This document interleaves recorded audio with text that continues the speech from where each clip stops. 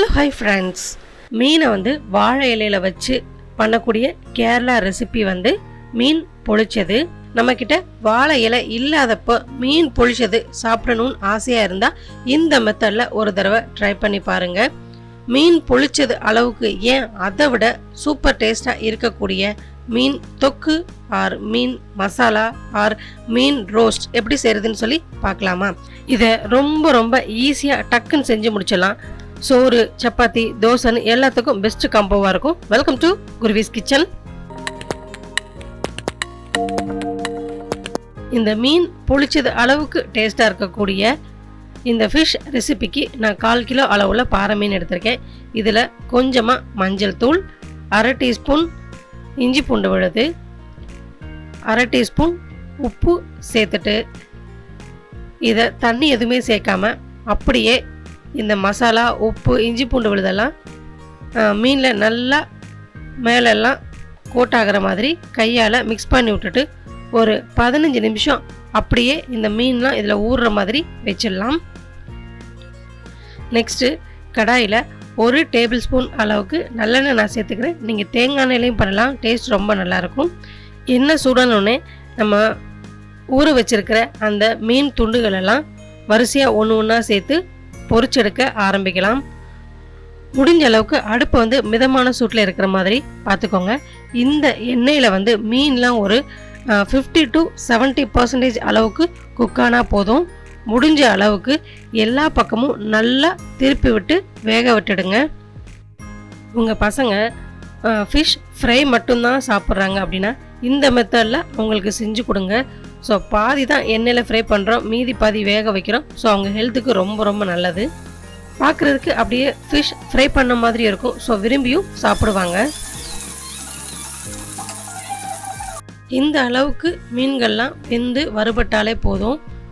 இப்போது இதெல்லாம் தனியாக ஒரு தட்டுக்கு நம்ம மாற்றி வச்சிடலாம். இப்போது மீன் பொரித்து மிச்சம் இருக்கக்கூடிய எண்ணெயில் 1/4 டீஸ்பூன் அளவுக்கு கடுகு உளுந்து, 1/4 டீஸ்பூன் சீரகம், 1/4 டீஸ்பூன் சோம்பு இதெல்லாம் சேர்த்துட்டு இதெல்லாம் நல்லா பொரிய விட்டுறலாம். ஒரு கொத்து கருவேப்பிலை சேர்த்துட்டு இது கூடவே ஒரு மீடியம் சைஸ் வெங்காயத்தை சின்ன சின்னதாக கட் பண்ணி வச்சுருக்கோம், அதையும் இது கூட சேர்த்துக்கலாம். இது கூட ஒரு பச்சை மிளகா, 6 சின்ன பல் பூண்டு, 1/2 டீஸ்பூன் இஞ்சி பூண்டு விழுது, 1/4 டீஸ்பூன் உப்பு இதெல்லாம் சேர்த்துட்டு வெங்காயம் கண்ணாடி மாதிரி வதங்கி வரணும். அது வரைக்கும் வதக்கி விட்டுக்கலாம்.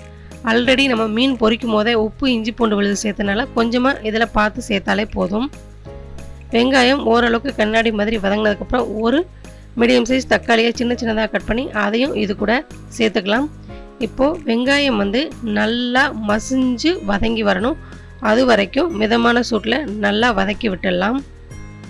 வெங்காயம் இந்த மாதிரி மசிஞ்சு வந்ததுக்கப்புறம் இதில் 1/2 டீஸ்பூன் அளவுக்கு நம்ம வீட்டில் அரைச்ச குழம்பு மிளகாத்தூள் நான் சேர்த்துக்கிறேன். இது கூடவே 1/4 டீஸ்பூன் சீரகத்தூள், 1/4 டீஸ்பூன் கரம் மசாலா சேர்த்துட்டு இந்த எண்ணெயிலேயே இந்த மசாலாவோட வாசனை போகிற வரைக்கும் ஒரு 1 நிமிஷம் நல்லா வதக்கி விட்டுக்கலாம். உங்கள் வீட்டில் குழம்பு மிளகாத்தூள் இல்லைன்னா இதுக்கு பதிலாக 1 டீஸ்பூன் தனியாத்தூள், 1/2 டீஸ்பூன் தனி மிளகாய் தூள் சேர்த்துக்கோங்க. இப்போது 1 நிமிஷம் வதக்கினதுக்கப்புறமா கொஞ்சமாக புளி தண்ணி சேர்க்கணும். இது கூடவே ஒரு 1/2 டம்ளர் அளவுக்கு தண்ணியும் சேர்த்துட்டு நல்லா மிக்ஸ் பண்ணி விட்டுடுங்க. கொஞ்சம் கெட்டியமாக இருந்தால் இன்னும் கொஞ்சம் கூட எக்ஸ்ட்ரா தண்ணி சேர்த்துக்கோங்க. தண்ணி சேர்த்துட்டு ஒரு மிக்ஸ் கொடுத்துட்டு லைட்டாக ஒரு கொதி வர வரைக்கும் வெயிட் பண்ணலாம். கொதி வந்ததுக்கப்புறமா நம்ம வறுத்து எடுத்து வச்சிருக்கிற மீன் துண்டுகளெல்லாம் இதில் வரிசையாக ஒன்று ஒன்றா சேர்க்க ஆரம்பிக்கலாம். மீன் துண்டுகளை சேர்த்துட்டு ஒரு 1.5 நிமிஷம் அதை எதுவுமே டிஸ்டர்ப் பண்ணாமல் ஒரு மூடி போட்டு வெயிட் பண்ணலாம். 1.5 நிமிஷம் கழிச்சதுக்கப்புறம் மீனெல்லாம் திருப்பி விட்டுட்டு திரும்ப ஒரு 1.5 நிமிஷம் நம்ம வெயிட் பண்ணலாம். இப்போது 2 பக்கமும் திருப்பி விட்டு நல்லா வேக விட்டாச்சு. மீன்கள் எல்லாம் அந்த மசாலாலேயே நல்லா வெந்துடுச்சு. இந்த மாதிரி வேக வைக்கும் பொழுது மீன் உள்ளெல்லாம் மசாலா நல்லா இறங்கியிருக்கும். இப்போது ஃபைனலாக கொஞ்சோண்டு கொத்தமல்லி தலையை மேலாக்கில் தூவி ஒரு மிக்ஸ் கொடுத்துடலாம்.